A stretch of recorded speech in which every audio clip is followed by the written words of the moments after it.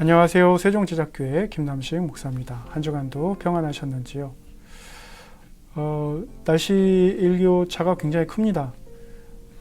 따뜻한 옷을 다시 꺼내 입는 날씨가 됐을 정도로 낮에는 그나마 좀 따뜻한데 해가 지면 찬바람이 불고 그래서 딱 감기 걸리기 좋은 날씨입니다. 이럴 때일수록 특별히 감기에 조심하시고 특히 4월이 되면 이제 생각나는 부분이 바로 천식입니다. 이런 일교차가 클 때 천식 환자들이 또 어려움을 겪게 되는데요. 이럴 때일수록 우리가 단순히 코로나뿐만 아니라 온전히 이제 건강 유지를 위해서 온도에 잘 대처를 했으면 좋겠습니다. 지금 코로나는 뭐 600명대, 700명대 이야기하고 있는데 상황이 어떻게 될지 좀 더 지켜봐야 될 것 같습니다. 어느 정도 만성이 돼간다 그러죠. 특별히 일교차도 심하고 그리고 무엇보다 이제 이러한 그 방역 조치에 많은 국민들이 좀 지쳐 있는 듯합니다. 사람은 자유로운 동물인데 그 자유를 박탈당하고 뿐만 아니라 이제 서로가 서로를 향해서 이제 그 자유를 제한하려는 움직임을 보일 때 저항하게 되죠. 그러게 되면 이제 마음이 상하게 되고 또 혐오도 생기게 되고 참 어려운 시대인 것 같습니다. 이럴 때일수록 내가 먼저 건강 유지를 위해서 코로나 방역에 힘쓰시고 지금 어르신들 백신 맞고 있지만 저희 나라는 좀 백신 접종 속도가 많이 좀 느린 것 같아요. 그리고 아이들도 이제 코로나에 감염될 수 있는 사례들이 좀 드러나고 있어서 앞으로 좀 더 주의를 기울여야 될 것 같습니다. 오늘은 우리가 함께 본문을 이제 볼 건데 오늘은 바로 우물가의 여인입니다. 교회 다니시는 분들은 한 번쯤은 들어보셨을 거고 오래 다니신 분들은 이제 자주 들어보셨을 거고 교회를 전혀 다니지 않는 분들은 이제 처음 들어보셨을 겁니다. 이 우물가의 여인을 얘기를 할 때 이제 우리가 문득 떠오르는 20세기 연예인은 바로 엘리자베스 테일러입니다. 여러분, 엘리자베스 테일러는 흑백 영화 시대부터 칼라 영화 시대까지 이제 모든 것을 다 아우르면서 세기의 여배우로 이제 알려져 있죠. 지금은 이제 작고하셔서 이 땅 가운데 계시지 않지만 그 젊은 시절부터 나이 들 때까지 굉장히 유명한 이제 배우로서 활약을 하셨습니다. 그런데 이제 이 엘리자베스 테일러 같은 경우는 결혼을 8번 하셨네요. 1950년에 18살 때쯤에 이제 결혼을 하셨는데 결혼을 하고 나서 이제 8개월 만에 이제 이혼을 했습니다. 그 대상이 이제 그 힐튼 호텔 가문의 이제 그 사람과 결혼을 했다가 이제 이혼을 했고 마지막으로는 이제 1991년 약 59세 나이에 결혼을 했는데 남편 되신 분이 좀 굉장히 연하였던 것 같아요. 그래서 세대 차이를 극복하지 못하고 이혼했다 뭐 이런 말을 하고 있습니다. 하지만 뭐 외부에서 보는 것과 또 내부에서 겪는 일은 모르기 때문에 특히나 부부의 일은 모르기 때문에 뭐 특별히 이렇다 저렇다 판단할 수는 없겠죠. 하지만 이제 엘리자베스 테일러 같은 경우는 이제 8번의 결혼을 통해서 계속해서 무언가를 찾고 있었다라는 생각은 할 수 있죠. 그 무언가가 무엇이냐? 우리가 말하는 흔히 말하는 이제 행복의 파랑새냐, 진실한 사랑이냐? 이제 이것에 대해서 세간의 관심을 끌었었습니다. 오늘 그 우물가의 여인이 등장하는데요. 특별히 이 우물가의 여인의 국적이라고 해야 되나요? 보면은 이제 사마리아 여인입니다. 그런데 유대인들과 이제 사마리아 사람들과의 관계는 그닥 좋지 않습니다. 왜냐하면 이 모세가 광야 가운데 있을 때에 하나님께서 이스라엘 백성에게 말씀하신 것은 가나안 땅, 지금 현재 이스라엘 국가가 있는 그 땅에서 이방인들과 결혼하지 말라고 그랬는데 사마리아인들은 이제 그 말씀을 지키지 않았습니다. 그래서 이방 여인들과 결혼하고 또 우상을 섬기게 되고, 그래서 유대인의 입장에 봤을 때는 이제 하나님께로부터 이제 끊어진 족속이죠.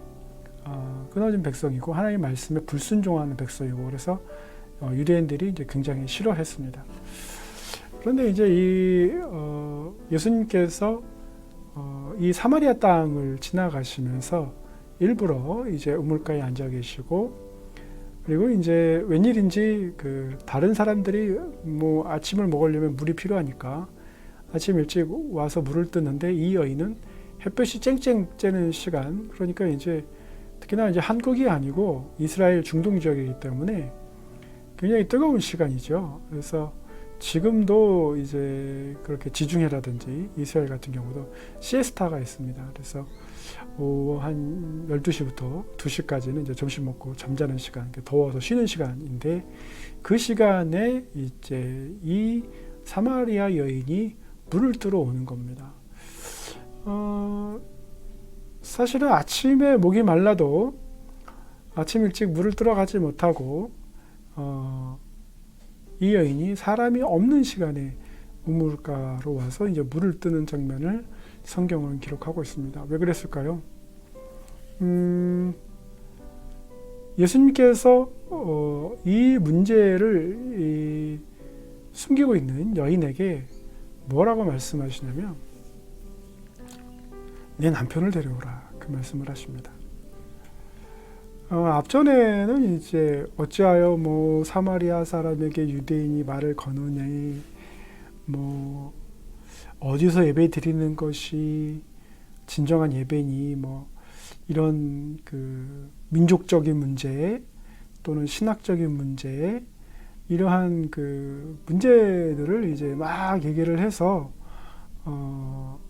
자신의 이제 궁금증을 얘기를 했지만, 예수님께서 정작 그 여인에게 하시고 싶은 말씀은 뭐였냐면, 내 남편을 데려오라 였습니다.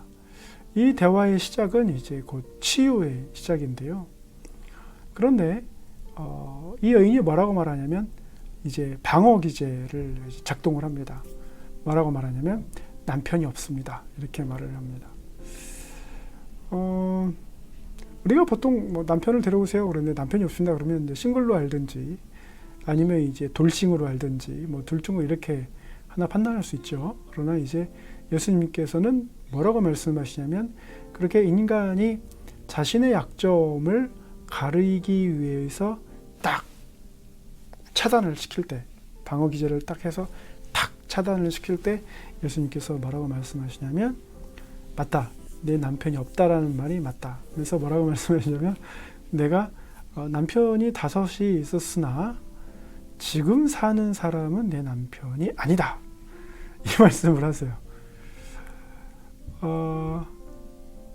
하나님은 중심을 보신다고 하셨는데, 여기서 바로 이제 이유가 나옵니다. 왜 이 여인이 남들이 안 보는 시간, 남들이 없는 시간에 인간에게 가장 필수적인 물을 얻으러 그 뜨거운 시간에 나왔는지를 보여주는 대목입니다.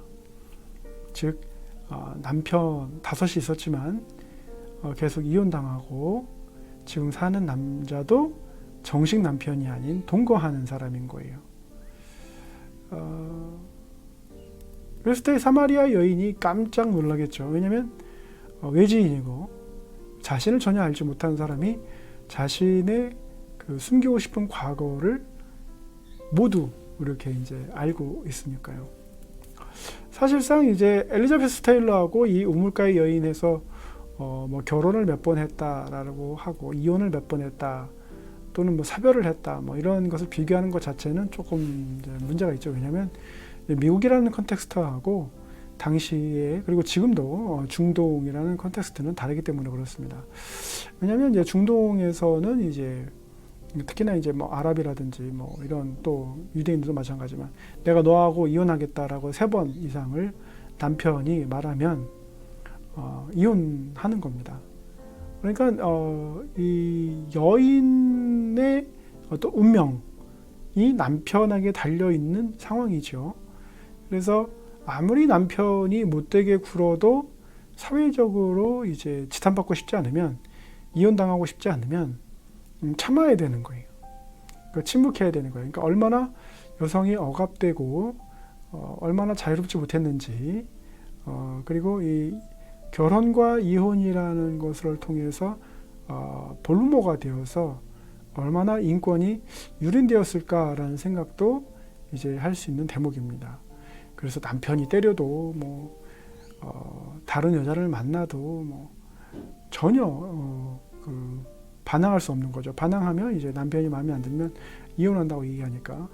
그런데 이제 그렇게 살았음에도 불구하고 어찌된 일인지 이 우물가의 여인은 남편이 5이 있었지만 5번 이혼당하고 지금 사는 남자도 이제 정식 남편이 아니라고 말씀드렸습니다.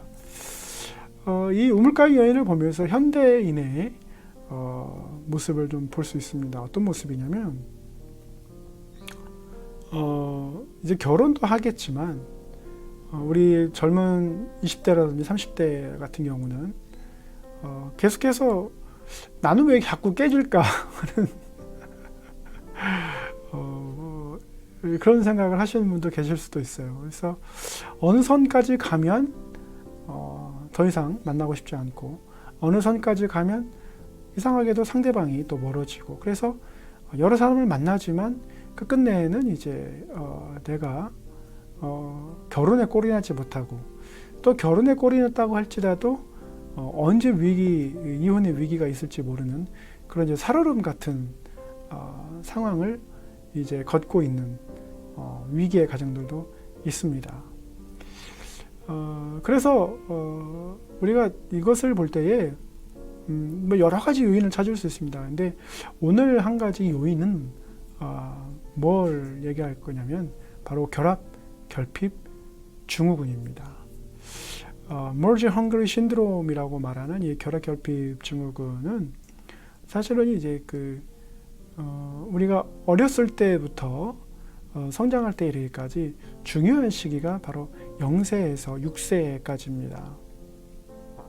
우리가 보통 8살 정도 되면 이제 초등학교를 한국에선 가지만 이제 외국의 경우, 미국이나 네덜란드 같은 경우는 이제 좀 더 일찍 갑니다. 그래서 학교 가서 이제 적응하고 막 이래야 되는데, 이때 이제 아이들이 뭐 부모님도 아마 보셨을 거예요. 뭐 분리불안 증사를 보인다든지, 뭐 이런 그래서 어린이집이라든지 유치원에 가기 싫어하는 아이들, 특별히 이제 어머니가 뭐 직장생활 하셔야 되고 아버지가 또 직장생활 때문에 멀리 가 있다거나 그러면 자주 보지 못하고 이랬을 때 이제 분리불안이 일어날 수 있는데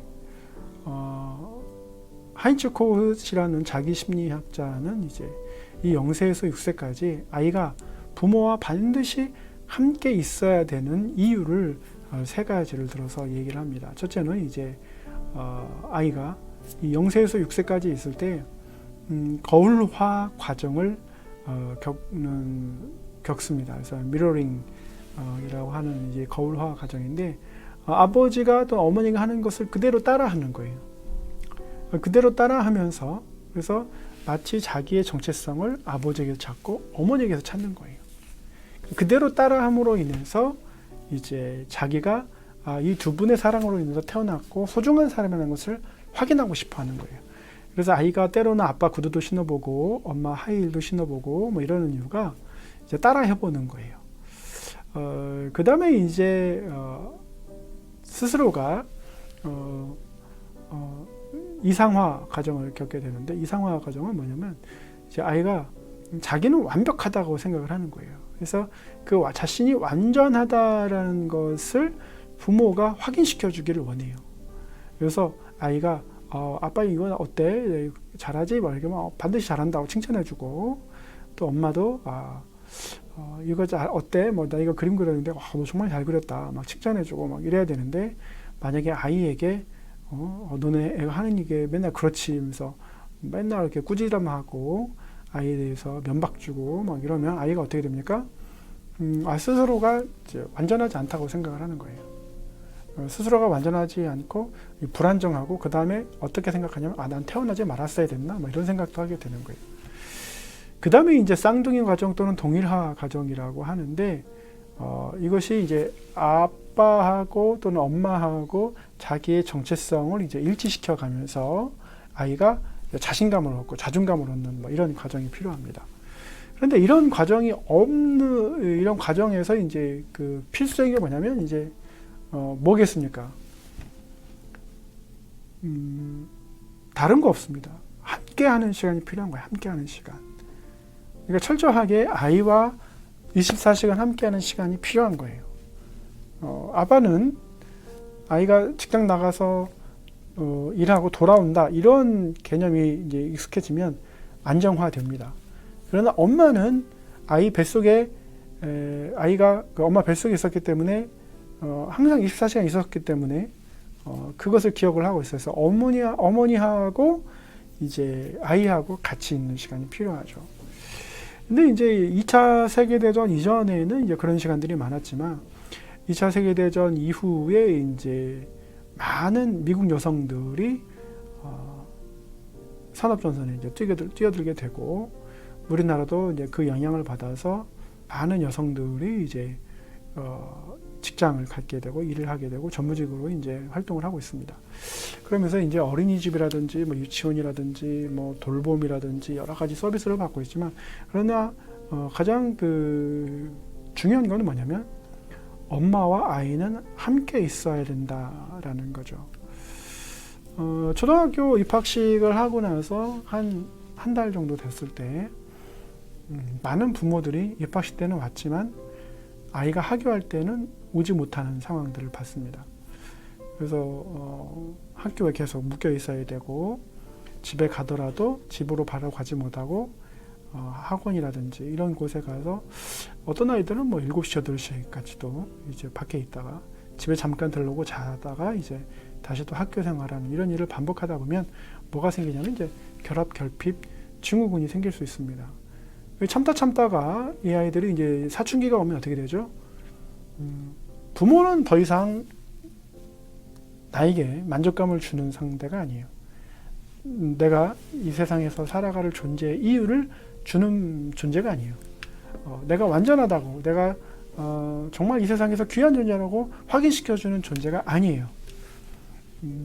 그럼 어떻게 됩니까? 이제 아이돌 쫓아다니면서 텐트 치고 이제 이렇게 할 수 있죠. 왜냐면 내가 당신을 좋아하니까 당신이 정말 내가 원하는 이상형인데 그 이상형을 내가 쫓고 그래서 그 사람한테 확인을 받으면 어떻게 돼요?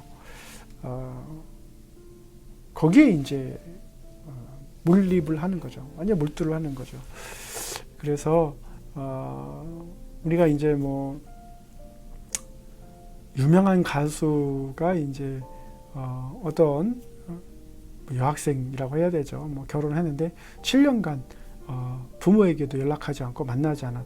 그게 어떻게 가능하냐면 부모와의 관계의 유대 관계보다는 이제 남자친구 또는 여자친구와의 유대 관계가 더 애착도가 높기 때문에 이제 그럴 수가 있는 겁니다.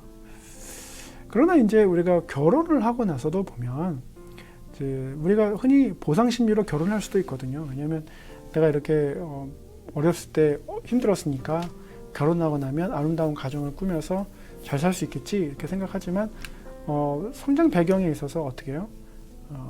그 상처들이 그대로 이렇게 드러나는 경우가 있습니다. 특히나 이제 가장 안 좋은 케이스 중에 하나가 심리학에서 이제 아니마 아니무스 이제 케이스인데 나라는 존재하고 똑같은 이성의 어떤 그 존재 성향을 만났을 때 나하고 정말 똑같아요. 먹는 것도 똑같고 자는 스타일도 똑같고 모든 것이 다 똑같아요. 그래서 남자는 여자는 남자를 봤을 때 자기하고 정말 똑같아서 첫눈에 불꽃 같은 사랑을 하신 분이 있으세요. 그런데 이제 결혼하고 나면 어떻습니까? 이제 내가 싫어하는 부분도 다 가지고 있는 거예요. 내가 어지럽히면 상대방도 어지럽히고, 그러니까 누가 하나 치우는 사람이 없는 거예요. 근데 조금 이렇게 그나마 결혼 생활이 조화롭다 하는 부부들을 보면 여러분 한번 관찰해 보세요. 어떻습니까? 완전 반대예요. 어떤 사람은 어지럽히는 사람이 있는가 하면 어떤 사람은 꼼꼼하게 잘 정리하는 사람이 있어요. 어떤 사람은 막 건성으로 막 하는 사람이나 반면 어떤 사람은 막 차곡차곡 하나하나 다 꼼꼼하게 챙기는 사람이 있습니다. 서로 반대가 만나면 좋다 이렇게 하는데 똑같이 만나는 분들이 이제 결혼하시면 이제 어렵게 되죠. 그럼에도 불구하고 이제 결혼을 통해서 이제 그런 가정 이상을 꿈꿨는데 위기가 겪는 이유는 부모에게 받지 못했던 그 결합, 거울화, 이상화, 동일화 이러한 과정에서 얻을 수 있었던 그 기쁨, 감격, 사랑받게 태어난 존재, 이것을 누구한테 확인하기를 원하냐면 남편한테 확인하기를 원하는 거예요. 아내한테 확인하기를 원하는 거예요. 그럼 어떻게 해요? 만일의 경우 둘 다 결합, 결핍 증후군 있는 사람이 두 사람이 딱 만났을 때 어떻게 해요? 서로가 서로에게만 요구하기 때문에 어떻게 돼요? 힘든 거죠. 그래서 채울 수가 없는 거예요. 그래서 커다란 이렇게 그 결혼 생활에 공백, 허망함, 채울 수 없는 그 갈증들이 이렇게 있습니다. 근데 예수님께서 우물가의 여인에게 말씀하시면서 그 물을 들어온 그 우물가의 여인에게 내가 너에게 주는 생수는 다시는 목마르지 않는다, 이 말씀을 하세요. 이건 굉장히 중요한 이제 의미인데 무슨 말이냐면 예수님을 알고 예수님을 구주로 모시고 예수님을 이제 내 안에 이렇게 모시면 부모님이 줄 수 없었던 어떤 이유에서든 뭐 사별이라든지 또는 뭐 이혼이라든지 그 어떤 이유에서든 인간의 그 어렸을 때부터 채워져야 될 그 정체성에 대한 완전함, 이것을 누가 채워주신다? 예수 그리스도가 채워주신다는 의미예요. 그래서 생수를 배에서 생수의 강이 넘쳐난다 뭐 이런 말은 예수님과 함께 동행하면 그러한 그 끝없는 갈증은 해소가 된다라는 거죠. 그래서 안타깝게도 뭐 재벌 총수가 지금 뭐 감옥에 있지만 마약성류의 어떤 약을 들고 휘청거리는 모습이 병원 CCTV에 찍혀서 이게 이제 추가 조사가 들어간다. 돈도 많고 뭐 가족도 있고 뭐 누구 하나 세상에서 부러울 곳이 없지만 아무리 수십조 원이 있다 할지라도 어떻게 해요? 그건 본인의 그 갈증은 아무도 모르는 거예요. 그러니까 어떻게 해요? 마약성 그 약에 취해서 이제 쉬고 싶은 거죠. 그러한 그 구멍이 나 있는 듯한 그 마음에 있어서 쉬고 싶은 거예요. 그런데 그 약으로도 이제 해결이 안 되는 게 이제 문제라는 거죠. 그래서 오늘 말씀에 보면 예수님께서 이 사마리아 여인, 우물가의 여인을 만나 주신 이유는 그 끝없는 갈증, 결합, 결핍, 증후군에서 오는 그 끝없는 갈증을 온전히 해소시켜주는 방법을 알려주시기 위해서 만나신 거예요. 이 여인이 어떻게 됩니까? 처음엔 뭐 선지자냐 뭐 이렇게 나중에 어떻게 해요? 메시아인 것을 알고 자기가 만나기 싫어했던 사람들, 자기가 꺼려했던 마을 사람들한테 달려가서 어떻게 해요? 내가 메시아를 만났다라고 얘기를 하고 그 마을 사람들에게 예수 그리스도를 전하고 그 마을 사람들이 예수 그리스도를 만나서 이제 회복되는 일이 있습니다. 이거 어떻게 됩니까? 창조자께서 너는 사랑받기 위해 태어난 사람이다. 너는 정말 귀한 존재다. 너는 정말 세상에 둘도 없는 정말 눈에 넣어도 안 아플 존재다라는 것을 확인시켜 주니까 어떻게 해요? 결합, 결핍 증후군이 사라져버리는 거예요. 낫는 거예요. 그럴 때 어떻게 해요? 인간의 마음의 상처도 어떻게 해요? 낫는 거예요. 자신이 꺼려해서 보기 싫었던 사람들도 어떻게 해요? 가서 보고자 하는 거예요. 만약에 그 결합결핍 증후군을 돈으로, 마약으로, 명예로, 재산으로, 좋은 차로, 좋은 집으로 채울 수 있다면 한번 해보세요. 그런데 그렇게 안 되니까 예수님께서 직접 우물가의 여인을 만나 주신 겁니다. 여러분의 마음속에 갈증이 있습니까? 채워지지 않는 그 무엇인가가 있습니까? 상한 마음이 있습니까? 예수님께 고백해 보십시오. 예수님께서는 이미 알고 계십니다. 예수님께 도움을 달라고 기도하시고 사마리아 여인을 만나 주신 것처럼 우물가의 여인을 만나 주신 것처럼 나를 만나 주십시오. 그래서 저와 우리 가정과 또는 앞으로 이룰 가정을 위해서 하나님 제가 온전히 치유되기 원합니다. 회복되기 원합니다. 이런 결합결핍 증후군에서 자유케 되기를 원합니다. 그래서 여러분 주님께서 주시는 놀라운 생명의 축복을 마음껏 누리시기를 예수님의 이름으로 축원합니다. 감사합니다.